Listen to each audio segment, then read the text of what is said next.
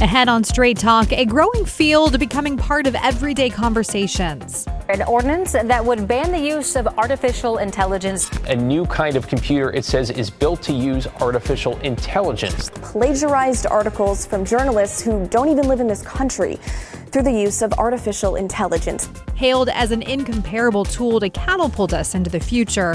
But we didn't really realize how fast it would be and the fact that it would be so much more accurate. But also a threat to privacy and the normalcy of our daily lives. We used to say, seeing is believing. Well, that's kind of out the window now. We sit down with two experts in the field of artificial intelligence to talk how its rapid transformation is advancing many fields, including medicine. You can actually take that image, run it through this type of program, and it can tell you exactly where the abnormalities are. Plus, the ethical concerns surrounding the technology's impact on jobs, education, and the environment. AI is having an order of magnitude, a 10x impact on the amount of energy necessary to support computing functions. All that and more right now on Straight Talk.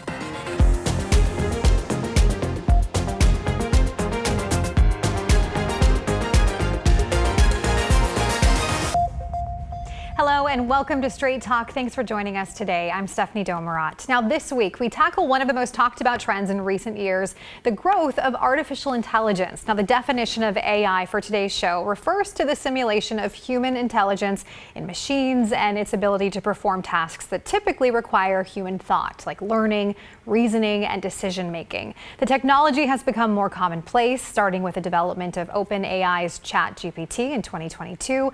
And since then, the artificial intelligence industry has exploded, with some of the largest companies in the world like Google, Meta, Microsoft, and Apple releasing their own AI models. Joining us today to help us break down this complicated and fascinating world of AI is Dr. Ramon Alvarado, an assistant professor of philosophy at the University of Oregon.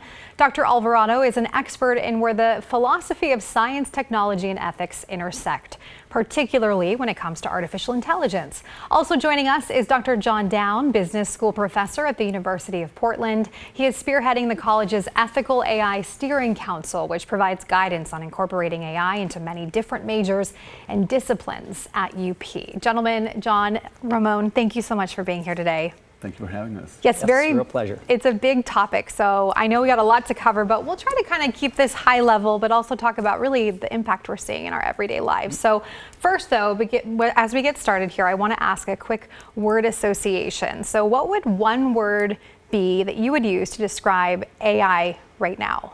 Okay, my word would be amazing. And the reason I say that is not only is it amazing today, but it's also amazing to see how the capability of AI has grown so much since 2022 when you mentioned GPT came out, ChatGPT came out. Okay, Ramon, what would your word be? You know, my word is always data, because this is a data technology. It's data driven, and you know, this is something we tend to forget. And so I like to bring it forward every time I can. You know? Yes. That's an interesting word. Yeah, I love those and the different perspectives that those bring. So, okay, let's talk about one practical everyday use of AI that you think everyone should be embracing right now. Ramon, let's start with you. Well, you know, the thing is that it's, especially after ChatGPT, it's become such a great interlocutor. So now it's not just a few of us that can dilly-dally with this technology. It's everybody, right? And you can interact with it in so many ways. And the way I've seen it more useful in everyday practice is just chatting with it, like literally just chatting, not just asking it questions, but even just, you know, testing some ideas, you know, maybe asking specific knowledge that you don't want to, you know, very high level response. You just want to know a little bit of a general way. And so I think the embracing would be in like, start chatting with it. It's very interesting the things that you can get out of it, right? Like when you have an interesting interlocutor that you can talk to. And when you say chat, what system or how can people do that?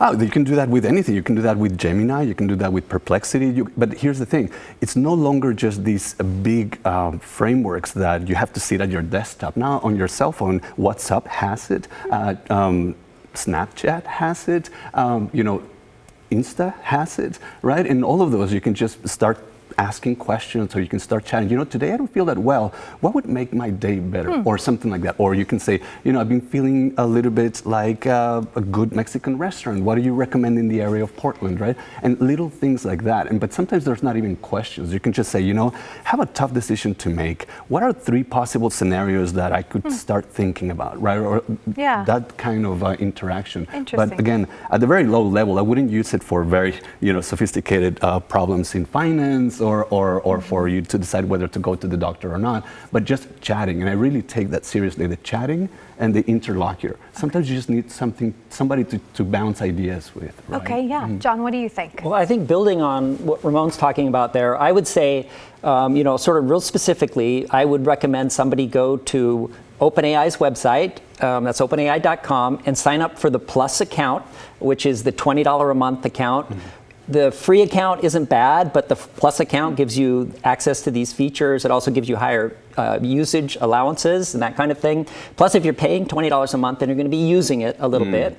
And so I would do that, and maybe to kind of supplement how you're doing that, there's one book I'd recommend, which is a book by Ethan Mullick called Co-Intelligence. I've listened to it on Spotify, but obviously you can get it anywhere. And then the third thing I would say is after you've messed around with that, I've been teaching a 1 credit, 1 hour a week class that meets on Mondays at 4:10 for 2 years now. We're just finishing our 4th semester.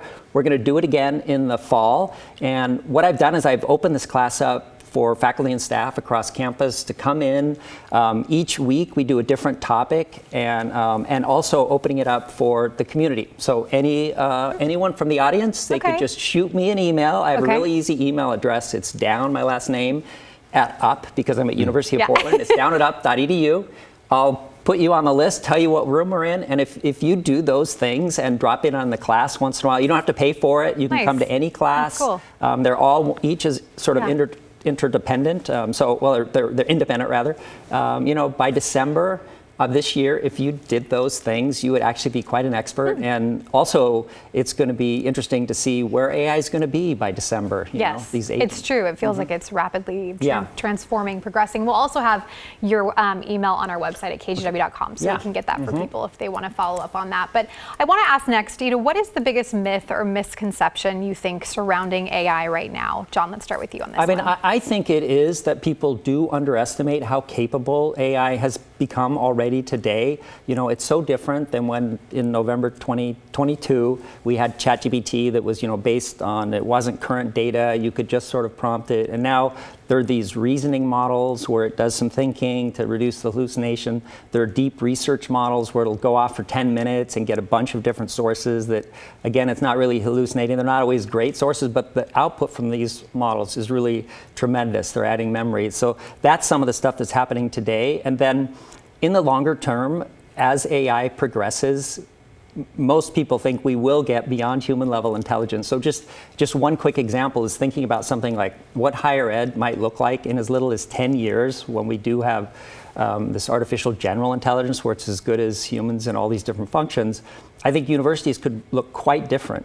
Students, high school students will still probably go to universities, but it'll probably only be for 2 years, and it won't be to learn the kind of content students are learning today at our universities, because they'll be learning that from ChatGPT. They'll be learning how to live independently, and it'll also be free. It'll be covered by universal basic income. That'll be funded by the wealth that's generated by AI. And when they graduate, they won't have majors now. They won't go to jobs for companies because AI is likely going to be doing all those works. They'll do other kinds of work that's more self-fulfilling and self-actualizing, and it'll probably be something like UBE, Universal Basic Employment, again funded by wealth created by AI. So that's only 10 years out, and that is a very possible reality in my view. Okay, what are some myths or misconceptions you think people have about AI? I've been teaching this giant sort of lecture at the public libraries, Bend, Portland, Eugene, at my university called Demystifying AI, right? It's because I think the biggest misconception is using words like reason, using words like intelligence, using words like thinking, because it does a lot of what we would say this is cognitive tasks. It can solve a lot of those problems. But we have to remember this is a data technology. It's a data analytics technology. So basically, these are spreadsheets on steroids, right? So in spreadsheets, you get rows and columns. You analyze patterns, blah, blah, blah. And then once you get the patterns, you can learn from the data, right? And we forget again that this is the kind of technology we're dealing with. Now, it can carry out all those functions that you're telling us, but sort of let's compare it to the things that we do, it's a bit of a misconception. So what I do when I go and give this talk called Demystifying AI is to remind people how this technology works. Basically, is by analyzing data. So for me, it's a lot of statistics, a lot of computational methods. And the misconception is, one, that we overestimate the immediate impact and we underestimate the long-term impact, right? Because one of the beautiful, one of the most interesting takes on where the technology will be and how we should approach it in the last week by people from Princeton is a paper called AI as Normal Technology. So we've been thinking about artificial general intelligence. We've been thinking it's going to be this amazing thing. And these two researchers, Kapoor and Narayanan, say, like, what about the fact that it's going to be so normal? And it's going to be so in the background that we won't even notice, right? That's why I like to sort of compare it a little bit with clockwork. Clockwork really changed civilization, but it did it in such a way that it was gradual, it was really long-term, and now we all function, even our society functions through clockwork, we just don't see it at the forefront, right? So the chat part, which is a very important part, is great, but AI is so many other things behind the scenes that we don't see every day. Yeah, correct. So. Interesting. Yeah, I want to talk about one of the pioneers of AI and the AI version we're seeing today, Geoffrey Hinton. Now, he made headlines a couple of years ago when he left Google, saying he partly regrets his life's work because of the risks that it poses. And now that the technology has advanced further, John, I want to ask you, what is your take on his warning today? Well, I think the warnings he's giving us are things that we should definitely be paying attention to. He also just was awarded the Nobel Prize earlier this year, and he's one of the people that are speaking out about some of these concerns where, again, seeing the growth in the power and the capability of these AI systems with really not a clear sense of how we'll be able to control it. And that ultimately, when you have something that's so powerful and goes beyond human level intelligence, the idea of sort of a less intelligent species, humans, controlling a more intelligent species, this advanced AI, it's a challenging problem that doesn't really have answers yet. And there's other people too, like Yuval Noah Harari. He just came out with a new book, Nexus, which is a good book. All of his stuff is really amazing. But there are a number of other people. Stuart Russell's another person that has written a textbook in AI that's the number one book. A lot of these concerns. Yoshua Bengio is another person. So a lot of these people are interesting people that have really thoughtful takes on where this is going, and it's very difficult to see any clear solution to what's going on. Because just one thing too, that when we do get to this idea of beyond human level intelligence, and of course it's the AI that's developing the next version of the AI. So that's the especially challenging bit, right? That then you can see how it'll start to put some distance between human intelligence and AI intelligence. I think there are people who are afraid of this, who have fear around it, especially when we don't understand. It feels a little bit like the Wild West in some ways, and the development and what we don't know and what we're seeing, and that there isn't necessarily regulations around that. Yes. But I think it leads to a big question of trust. So Ramon, how can humans trust AI, and what is our best everyday practice with that today with how we use it? Yeah, great question. The way I see it is the way I see a lot of these technical artifacts developing in the history of civilization. So one of the stories that I usually use in both my book and in other places is the way we think about the telescope. We think about the telescope as the most reliable piece of scientific development, right? It's like you get a telescope, it's like this is a scientific instrument, we trust it, scientists trust it, etc. But we forget that it took about 30 years for the telescope to actually be considered scientific. It was considered militarily useful. It was considered maybe a good toy for the rich, etc.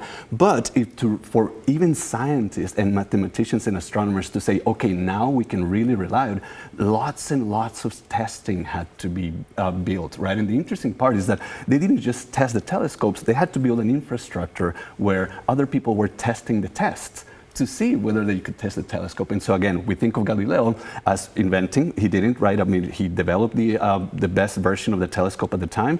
But even for him, who was a well-known astronomer, it took a long time to convince people that this instrument was reliable. Okay, so now what am I saying with AI? Well, is that it's going to take a little bit of time for us to really rely on it for serious things. I think, like I was saying earlier, you can trust it in the sense, play with it and ask, chat, talk with it like an interlocutor, an interesting interlocutor, but for serious stuff, it's going to take us a long time. And part of it for me, when you ask how are we going to trust it, is by testing it a lot. So notice that this is a little bit of an outlier position, because some people would say, especially the skeptics, are like, no, don't use it, don't trust it. And for me, it's like, well, don't trust it yet, but keep using it and use it even more. And if you're going to throw money at it, throw money at testing it, so that hopefully in the next 10 years, it will be a reliable scientific tool, right, for this knowledge, but also for other kinds of knowledge, right? We want to rely on it for policy. We want to rely on it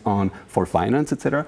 Yes, hopefully, but not yet. So as we learn more, we hope that we will be able to maybe regulate better or rely on things better. But as far as now, we're kind of, seems like in a very experimental kind of creation sort of phase. Well, it's basically a black box in terms of how it operates. We don't really know how it operates. Well, if you don't mind me just sort of going back a little bit to Jeff Hinton, right? Just because he's well known for the deep learning architecture, right? That came out like in 10 years, a little bit more than 10 years ago, which was very useful for AI. But remember that also at the time, in 2016, Jeff Hinton said something like, we should stop training radiologists because there won't be any use for them in 5 years. Now, it's 2025. That hasn't happened just yet, right? And so I see Jeff Hinton a little bit on the hype/doom side, right, where they exaggerate a little bit of their positions and what's going to happen with that technology.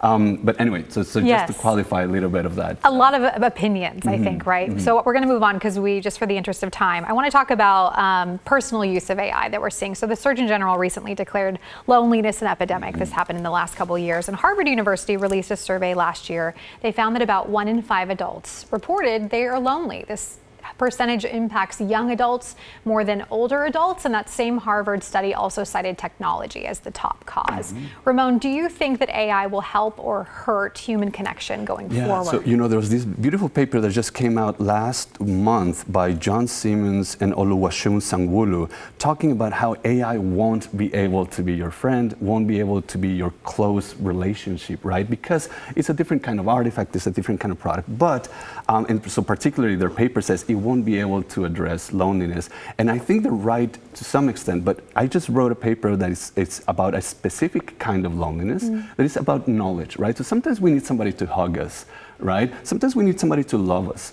But sometimes we have both, somebody that hugs us and somebody that cares for us and loves us, and we still feel lonely. And in those instances, sometimes what we really need is what I call an epistemic partner, which just means somebody to share knowledge with, right? And interchange ideas with. And so it might be the case that AI won't help you with the first couple of loneliness. Like, it won't be your friend, it won't be your lover, it won't be your aunt or your grandmother. But maybe what you need is to chat with somebody because you have this very specific kind of interest in 19th century locomotives from the Southwest. There's nobody in your town to talk about that. But AI can do that, right? And so if that's the kind of loneliness that you have, loneliness because you have nobody to share knowledge with, guess what? This machine seems to be able to be such an interlocutor that maybe it can address that one. That also sounds a little like the internet to me, though, right? Like searching online and learning through that. But notice that this one talks back to you, Interesting. right? It's not just a search box. Yes. It has a little bit of like, Stephanie, how are you feeling today? I remember I just found this article, blah, blah, blah. So it feels a little bit more, again, like an interlocutor, not just somebody that you ask questions from, but somebody that responds with a bit more of a, I wouldn't say affinity to what you're feeling, but at least a more personable relationship. And again, it won't be a romantic relationship, it won't be a familiar relationship, but in terms of knowledge, as you know, you probably felt this, sometimes you just need somebody to share your interests with, right? Knowledge interest. And so I think in that sense it might help, even if it doesn't help with the others. So especially for the elderly, that might be a great... interesting. We're going to take a quick break. We have to just stop for just a minute here, and when we come back, we will talk about how AI is changing the landscape for businesses and universities as they embrace AI. We'll be right back.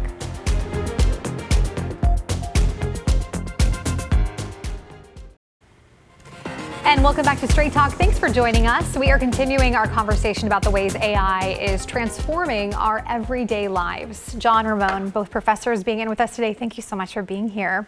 Okay, and speaking of being professors and in the education world, I want to talk about what we're seeing with AI in education. So we recently ran a story out of Oregon State University where the winning entry in a student art competition was suspected as AI generated. So the university said AI was discouraged, but it wasn't disqualifying. But art students were disappointed when the winner was announced. Here's what one student had to say.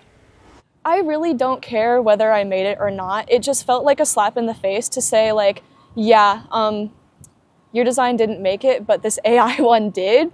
And like, not only for me, but for every other artist that worked hard on that competition.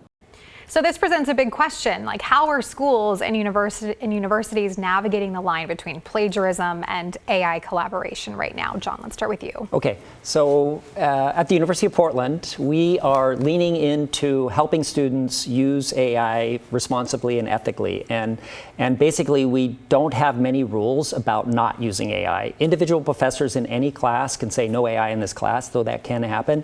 But we're mostly about trying to help educate faculty to learn more about AI so they can bring it in to their classes. And then we've done things like started this new initiative headed up by our Dean of Arts and Sciences, Valerie Bonchbach. She started the initiative, and where faculty that do have AI and are bringing it into their class, they can have their class officially designated as an ethical AI class, and that goes into our system, so students, when they're registering, they can kind of find these classes. So it's really about helping students learn how to use AI responsibly, as opposed to say no AI kind of thing. Because it's not going anywhere. It's not going anywhere, and lives. this kind of thing is going to happen more, not only at universities, but at K through 12 as well. I want to ask about businesses as well, from a business perspective. How is AI changing the landscape for companies today? Yeah, and it's rapidly changing as well. There was a survey recently that talked about how many businesses are using generative AI.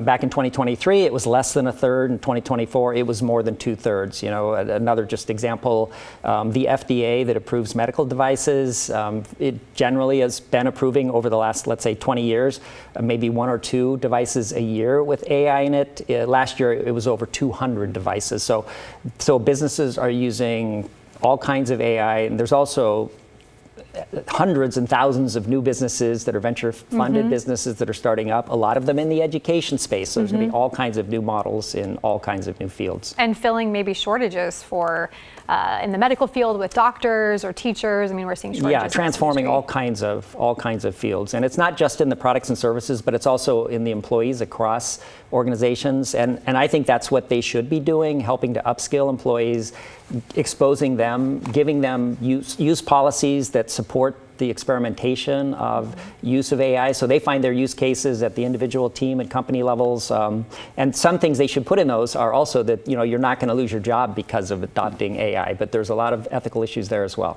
So leaning into it because it's going to be here. Use it as a Yes. tool. Got it. Ramon, what ethical questions do you think we should be asking right now that we are not asking, and we only have a few more minutes? Yes, of course. You know, there's a lot of questions about whether it's bias, the environmental implications of the data training models. The data servers that are used to train the models. But I think by now, those questions have been surveyed and they're important, but I think now we should contend with the fact that this is going to be part of our lives and start asking ourselves, where do we want it and why do we want it there, right? And so it's going to be a broader technology for everybody else to start now considering this is a life-changing technology, this is something I don't want, this is something my kids shouldn't have, etc. But that's for us to start thinking, where in civilization do we want this technology to help us and or not, right? And so I think that's a question that, you know, we haven't been asking just at the general level now. I mean, we've been asking, is this technology biased? Is this technology harmful? But I think by now we should also ask the question, is this something that we want in our lives? When and where? Because it's not going anywhere, like you said earlier. And before we say goodbye, real quickly, if you were going to look at the future of AI right now, and are you more hopeful or worried, John? I'm cautiously optimistic, but we have to do things like have a great relationship with China. Okay, so that's a big thing, but it's a global problem. It's got to be solved on global coordination. An ongoing conversation about this. And real quick, I'm Ramon. both excited and nervous. Again, we overestimate the immediate impact and underestimate the long-term effect. And I'm just looking forward to see where this leads us. Ramon, John, thank you so much again for being with us. We're out of time, but thank you for coming in again today. And thank you so much for watching. We hope to see you back here next week when we sit down with the superintendent of Oregon's largest public school district. And a reminder that you can stream Straight Talk on your own schedule anytime. You can download the free KGW Plus app, available now on Roku, Apple TV, and Fire TV.